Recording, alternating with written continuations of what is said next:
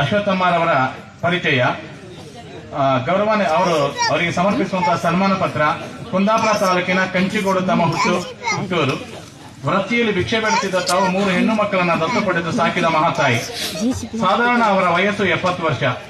ಅನೇಕ ವರ್ಷಗಳಿಂದ ದಿನನಿತ್ಯ ಭಿಕ್ಷೆ ಬೇಡುತ್ತಿದ್ದ ಹಣವನ್ನು ಸಂಗ್ರಹಿಸಿ ಹಲವಾರು ದೇವಸ್ಥಾನಗಳಿಗೆ ದಾನವಾಗಿ ನೀಡುತ್ತಿರುವುದು ನಿಮ್ಮ ಶ್ರೀಮಂತ ಹೃದಯವಂತಿಕೆ. ತಾವು ಇಲ್ಲಿಯ ತನಕ ದಾನ ಮಾಡಿದ ಹಣದ ವಿವರ ನೋಡುವುದಾದರೆ, ಕೊಳಲಿ ಸಮೀಪದ ಈಶ್ವರ ದೇವಸ್ಥಾನಕ್ಕೆ 1.5 ಲಕ್ಷ, ಮೂಲ್ಕಿ ಬಪ್ಪನಾಡು ದೇವಸ್ಥಾನಕ್ಕೆ 1 ಲಕ್ಷ, ಉಡುಪಿಯ ಸಾಲಿಗ್ರಾಮ ದೇವಸ್ಥಾನಕ್ಕೆ 1.5 ಲಕ್ಷ, ಮಂದಾತ ದುರ್ಗಾಪರಮೇಶ್ವರ ದೇವಸ್ಥಾನಕ್ಕೆ 1,70,000, ಶಬರಿಮಲೆ ದೇವಸ್ಥಾನಕ್ಕೆ 1 ಲಕ್ಷ, ಕೊಳಲಿ ರಾಜೇಶ್ವರಿ ದೇವಸ್ಥಾನಕ್ಕೆ 1.5 ಲಕ್ಷ, ತನ್ನ ಸ್ವಂತ ಊರಾದ ತ್ರಾಸಿ ದೇವಸ್ಥಾನಕ್ಕೆ 1 ಲಕ್ಷ, ಅಯ್ಯಪ್ಪ ಸ್ವಾಮಿ ಹುಟ್ಟಿದ ಊರಾದಂತಹ ಪಂದಳಕ್ಕೆ 1 ಲಕ್ಷ, ಪಂಪಾ ದೇವಸ್ಥಾನಕ್ಕೆ 1 ಲಕ್ಷ ನೀಡಿರುತ್ತೀರಿ. ನೀವು ಮಹಾತಾಯಿ ಹೌದು, ಮಹಾದಾನಿ ಹೌದು.